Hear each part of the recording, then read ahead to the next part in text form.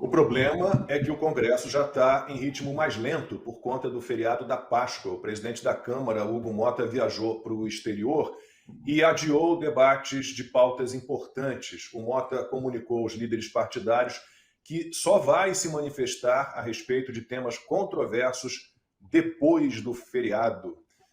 Constantino, falaremos, claro, dessa atuação política, mais uma vez, do STF, de ministros do STF, interferindo, como tem feito já, acho que pelo menos desde do projeto do voto auditável, interferindo numa questão que é do legislativo e a imprensa achando isso absolutamente normal, não pensando que isso é absolutamente ilegal, inclusive daria impeachment ao ministro do Supremo em condições normais. E a gente tem o Hugo Mota, lembrando, sempre muito pressionado, viajou com o Lula para o Japão, teve lá uma ação da Polícia Federal contra o pai dele, que é prefeito de Patos, na Paraíba, e parece que na Câmara, né, se o Hugo Mota tomar, desculpa, vou usar uma expressão um pouco chula, mas se tomar vergonha na cara, tiver um pouquinho de respeito a ele e ao Brasil, ele vai pautar isso, porque os votos para aprovar, pelo menos na Câmara, estão aí, consta. Pois é, Lacombe. Vitor Hugo, né, autor de Os Miseráveis, dizia: não há nada tão forte quanto uma ideia cuja hora é chegada. Essa ideia conquistou o Brasil, furou a bolha, né? Vídeo do Nicolas Ferreira ajudou nisso, o caso da Débora, da cabeleireira do batom, né? Foi realmente um dos casos mais comoventes. Já tivemos uma morte, né, do Clesão. O psicólogo e autor de livros de autoajuda, Augusto Cury, gravou um vídeo, furou a bolha, né? Ultrapassou para muito além de movimentos de direita, de bolsonaristas. E a reação do STF é a pior possível. É a de negar a realidade, junto com os seus porta-vozes da Globo ali, né? Dizendo que isso não é uma pauta prioritária no Brasil, enquanto que nós vimos a manifestação contra a anistia do Boulos, as moscas, logo depois nós vimos, bem cheia, a manifestação do Bolsonaro, Silas Malafaia e vários governadores, senadores, parlamentares, bem cheia e pedindo anistia. Nós temos aí 257 assinaturas conquistadas de representantes do povo. Foram eleitos para dar voz à população. Então, como que não é uma pauta prioritária? É óbvio que é, porque ninguém aguenta mais ter preso político nesse país. É um estado de exceção, isso é a configuração de uma tirania, de uma ditadura de toga. A reação do STF, repito, é a pior possível, mas é compreensível, porque é a de quem casou com uma certa narrativa, porque precisa dessa narrativa para justificar os seus crimes cometidos até aqui. Mas ele só tem uma alternativa: ignorar a democracia, o povo, o bom senso, os apelos, né, de boa parte da população, que não querem uma situação esdrúxula como a da Débora, condenada a 14 anos pelo Alexandre de Moraes por ter um batom numa estátua. Aí vai lá a militante da Globo e diz: não, mas ela não está sendo condenada por isso, é por atentar contra o Estado de Direito, com um batom, cara pálida, era a única arma dela. Então é a culpa coletiva dentro de uma narrativa. Isso não é aceitável, isso não vai pacificar o país nunca. Então eles querem pisar no acelerador, diante de um abismo. Eles querem transformar o Brasil numa Venezuela. É a única forma deles ignorarem esse anseio popular, com os seus devidos representantes no Congresso, na Câmara dos Deputados, a Casa do Povo. Então, a única alternativa para pacificar o país é a anistia hoje em dia. A Gleisi Hoffmann já veio falar, né, em dosimetria. Aliás, é curioso, né, que gerou reação no próprio Supremo, né, revoltada, e de novo a gente fica sabendo disso pelos porta-vozes da Globo, mas é muito absurdo realmente pensar nisso. Quer dizer, a Gleisi está sugerindo o que fazer então na dosimetria que cabe ao STF? Ela está querendo dizer como o Fux deve votar, ou o Alexandre de Moraes? O negócio ficou escancarado, que existe um consórcio no poder e que o governo federal e o STF agem em conluio. Aliás, a coluna da Bela Megali no Globo, também hoje tratando com naturalidade isso, né? Ministros do STF cobram o governo Lula para retirar assinaturas da base pela anistia. Então, de novo, virou um samba do crioulo doido. É uma loucura o que está acontecendo no Brasil em termos de politização do STF. Mas a imprensa, a velha imprensa, tratando isso com naturalidade, porque também está muito investida nessa narrativa, porque quer perseguir o bolsonarismo. Então, não vai colar. O próprio Jair Bolsonaro, a quem desejamos tudo de bom aí nessa cirurgia longa, porém dentro do previsto, pelo que tudo aponta, né? Disseram já que tinha sido terminada, mas parece que não foi. Vamos torcer para que tudo aconteça da melhor forma possível. Ele que está pagando um preço até hoje por uma facada de um assassino Contratado por quem? Né? Um cara que era do PSOL.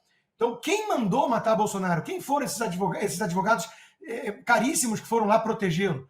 Quem mandou matar Bolsonaro? Isso até hoje não tem resposta. Agora, quem mandou soltar, quem mandou matar Marielle, a gente já sabe. A esquerda está em silêncio. A esquerda não está incomodada com o Alexandre de Moraes mandar para casa o Brazão. O Daniel Silveira não pode ir para casa, o Clesão não pode ir para se tratar e morreu. Mas o Brazão foi mandado para prisão domiciliar. Isso mostra, Lacombe, a loucura que virou o Brasil. O Brasil tem uma quadrilha no poder e uma imprensa, uma velha imprensa, que é cúmplice dessa quadrilha porque também está ajudando a encobertar seus crimes, porque está querendo destruir a direita no Brasil, custe o que custar. Pois é, a gente sabe o que está custando a própria democracia. Aliás, Ana, vou passar um superchat para você e eu tenho um outro para o Silvio Navarro. Superchat do Rafael Rolim fala exatamente do Daniel Silveira. Eu quero a ampliação da anistia a todos os presos e perseguidos, não só os do 8 de janeiro. Façam, por favor, coro para livrar Daniel Silveira dessa covardia. Levem isso para a pauta do programa, Ana.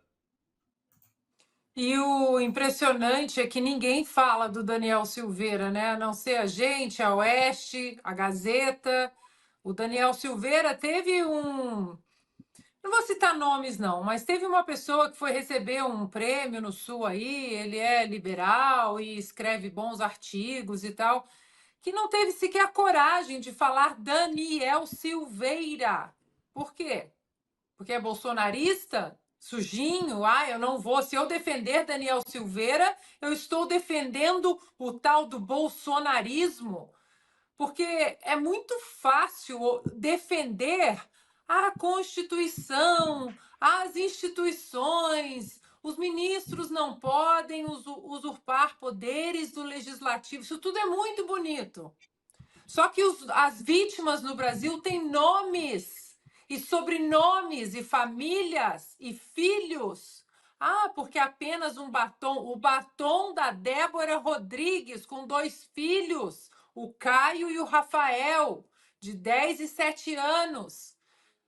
Porque o parlamentar que teve a graça presidencial, o Daniel Silveira, fiel escudeiro do presidente Bolsonaro, teve o perdão, o indulto constitucional, protegido pela nossa Constituição, ele teve o indulto presidencial. O assessor, o Felipe Martins, até que agora do Felipe Martins estão falando mais. Por quê? Por quê? Porque o caso do Felipe Martins caiu nas graças dos americanos? Só por isso? Aí agora está liberado, mas lá atrás ninguém falava Felipe Martins, porque era outro que é um soldado do tal bolsonarismo. O bolsonarismo é sujinho para muitos liberais, inclusive conservadores aí que dão curso de Constituição.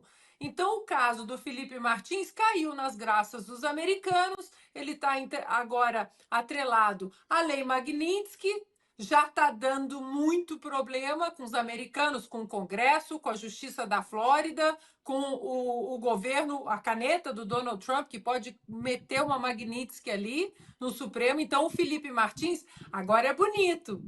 E por que não falam Daniel Silveira? Porque o Daniel continua sendo... não posso. É aquele deputado, ex-deputado Bolsonaro. Falem! Mostrem que vocês são homens de coragem e falem. Daniel Silveira é outro que não pode cair no esquecimento. O que fizeram com Daniel Silveira é uma barbárie das páginas mais obscuras da história da humanidade. É só dali que a gente puxa esse tipo de barbárie. Mesma coisa feita com Felipe Martins, que manteve sua integridade durante 6 meses na cadeia e disse: não vou delatar o que não existiu, não vou inventar história para sair daqui. Tiro o chapéu e aplaudo Felipe Martins, assim como Daniel Silveira, que seguiu na mesma linha. Não vou inventar histórias que não aconteceram. Então, agora, olhar ministros do STF buscando Lula para reclamarem da Glaze, sendo que essa relação, né, dos três poderes que nós temos no Brasil, na verdade, é uma relação de dois poderes. O executivo com o judiciário, o judiciário com o executivo, os dois ali no escurinho do cinema, na cama, no sofá, e o legislativo simplesmente com a corda no pescoço, com o famigerado foro por prerrogativa de função, todos com medo. Deputado Hugo Mota vai ser para mim o meu nome, que eu não vou tirar da boca. Foi jantado no jantar na casa do Alexandre de Moraes. O Brasil não aguenta mais homens sem uma espinha dorsal ereta, de coragem. O Brasil não precisa mais disso.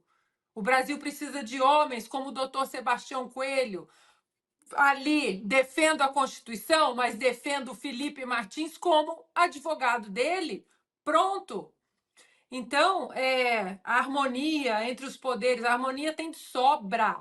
Tem de sobra. Tá? A harmonia tá sendo servida em jantares em Brasília. O que falta é independência e coragem, principalmente para o legislativo.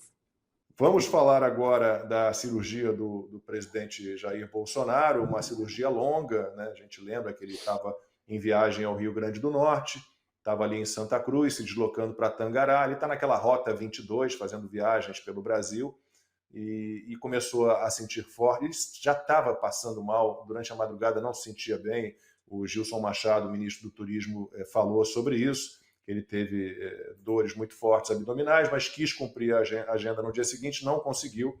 Então ele estava a caminho de Tangará, voltou para Santa Cruz, foi de helicóptero da Polícia Militar do Rio Grande do Norte para Natal, ficou lá internado. A gente vai ver, inclusive, alguns vídeos, é impressionante, né, o assédio, né, como as pessoas cercaram o Jair Bolsonaro. E depois a gente volta para falar sobre o resultado da cirurgia. Então, é uma cirurgia que tem a ver, sim, com aquelas facadas que ele levou em 2018. E, como eu disse, na saída do hospital em Natal, antes de ser transferido, a caminho de Brasília, ele cumprimentou a multidão dentro e fora do hospital.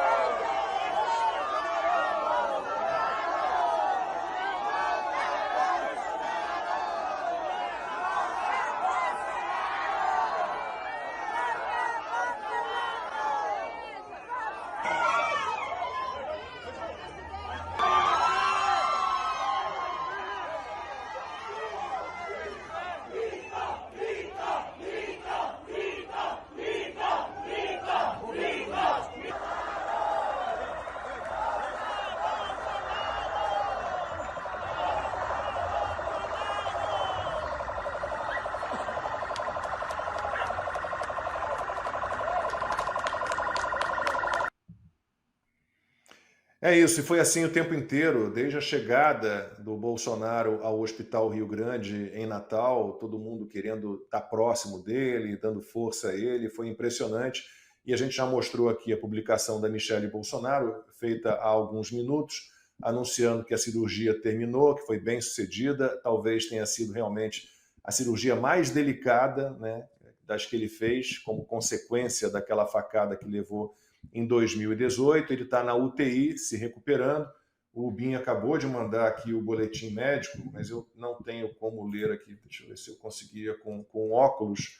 Mas parece que, se você conseguir colocar, a gente dá uma lidinha aqui. Deixa eu ver se eu consigo com os óculos. O ex-presidente da República, Jair Bolsonaro, foi submetido à cirurgia de extensa lise de aderências e reconstrução da parede abdominal.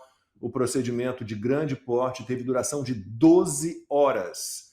ocorreu sem intercorrências e sem necessidade de transfusão de sangue.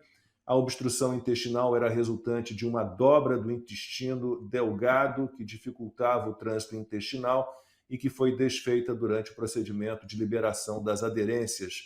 Encontra-se no momento na unidade de terapia intensiva, estável clinicamente, sem dor, recebendo medidas de suporte clínico, nutricional e prevenção de infecções. E aí os médicos que participaram de todo o procedimento assinam o boletim médico. Então, o presidente está em recuperação, ainda bem que a recuperação corra bem, mas é impressionante, consta, como o Bolsonaro atrai ainda, tem essa capacidade, e mesmo numa situação delicada, né, entrando num hospital, saindo de um hospital, ele consegue atrair essa multidão.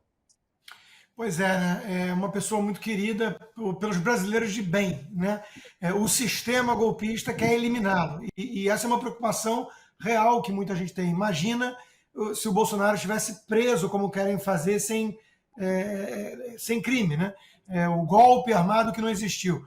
É uma preocupação real. Ele levou uma facada de um esquerdista, até hoje coisas muito mal explicadas, para dizer o mínimo, né, do Adélio Bispo, a banca de advogados que foi defendê-lo, e por aí vai. Né? Quem mandou matar Jair Bolsonaro? Então, essa é uma realidade que nós temos que lidar no Brasil. Né? É perigosa a situação. Então, que bom que ele saiu dessa. Né? Tem gente que nega a facada, né? Fizeram um documentário, a fakeada, e nenhum deles está em inquérito de fake news. Você imagina uma coisa dessa? Então tem até hoje, gente cara de pau que diz que aquilo foi uma invenção. Né? Olha o nível das pessoas com quem a direita tem que lidar no Brasil. Então que bom que o Bolsonaro está bem, está estável, em recuperação já, e depois de 12 horas de cirurgia delicada, né? E a felicidade com a notícia da cirurgia bem-sucedida de Jair Bolsonaro. Olha, Lacombe, duas coisas, né? Não dá para a gente não comparar o presidente Bolsonaro com o Donald Trump, dada todas as devidas circunstâncias. Há similaridades, há muitas diferenças no próprio sistema político, tudo isso, tá? Protegida aí todas as diferenças, não dá para a gente não comparar, porque no ano passado, no dia 13 de julho, o que nós vimos naquela tentativa de assassinato ao então candidato Donald Trump foi a tentativa extrema de quem não conseguia parar as imagens do Donald Trump viajando os Estados Unidos e sendo querido por homens, mulheres, pobres, ricos, negros, gays, indígenas, trans. Como parar esse homem? Tentaram uma bala na cabeça, né? Não conseguiram. Então, confesso, eu fico muito apreensiva quando o presidente Bolsonaro sai desse jeito, porque essas imagens, imagine o ódio que essa gente intolerante sente quando vê essas imagens. Este homem perdeu as eleições em 2022. Este homem está inelegível. Este homem não tem capital político. Muito difícil, né? E teve gente, como consta que disse que a facada foi fake, a fakeada. Teve gente do esporte, teve gente do vôlei que disse que a facada tinha sido fake. Mas, na verdade, esse tipo de narrativa precisa ser empurrada porque este homem que perdeu as eleições, que não tem capital político, que não fala um inglês perfeito, que não tem uma posição ali presidenciável às vezes, que muitos reclamam que não respeitava, né, a liturgia do cargo. Este homem é amado pelo povo brasileiro por onde passa: aeroportos, bares, hospitais. Então, eu sinto uma apreensão muito grande quando eu vejo essas imagens, porque tentaram parar Donald Trump também, torná-lo inelegível, tirar o nome das cédulas. Lá tem uma Suprema Corte, né, que funciona, não conseguiram. Tentaram 91 indiciamentos, condenaram num processo e não conseguiam parar a popularidade de Donald Trump, até que veio o 13 de julho.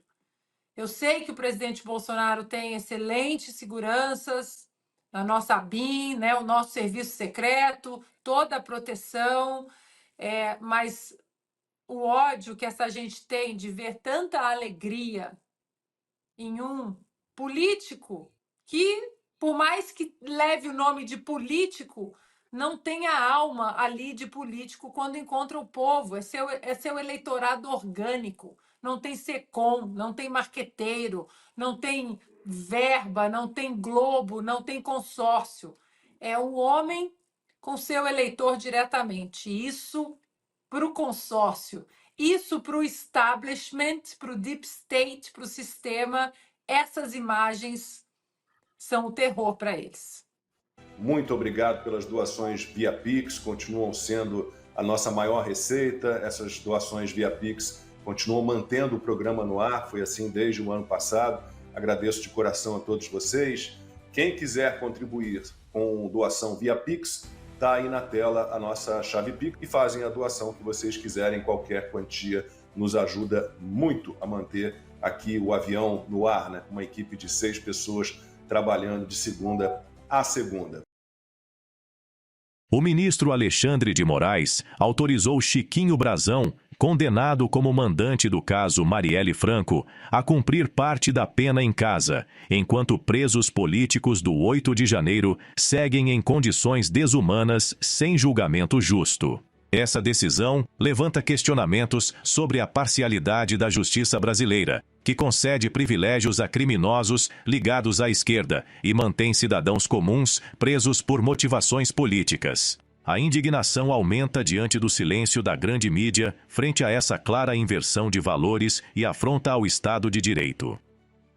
O caos que se instaurou nos Correios. A estatal está mergulhada em um rombo bilionário nos fundos de pensão, que afeta diretamente os aposentados da empresa. E agora, a cereja do bolo. A direção dos Correios resolveu bancar um show do Gilberto Gil com verba pública. 4 milhões de reais do nosso bolso. E funcionários dos Correios estão vivendo uma verdadeira tragédia, com aumento nos descontos dos planos de saúde e problemas nos pagamentos. Tudo isso em nome da contenção de gastos. Mas quando se trata de financiar artistas alinhados com o governo, como Gilberto Gil, aí o dinheiro aparece. O que está por trás dessa generosidade? Simples, a máquina pública aparelhada a serviço da propaganda ideológica. Enquanto os servidores e aposentados sofrem, a elite artística amiga do poder recebe cachê milionário com dinheiro do povo. Vamos falar da fala em inglês do ex-presidente Jair Bolsonaro na manifestação de 6 de abril, na Paulista.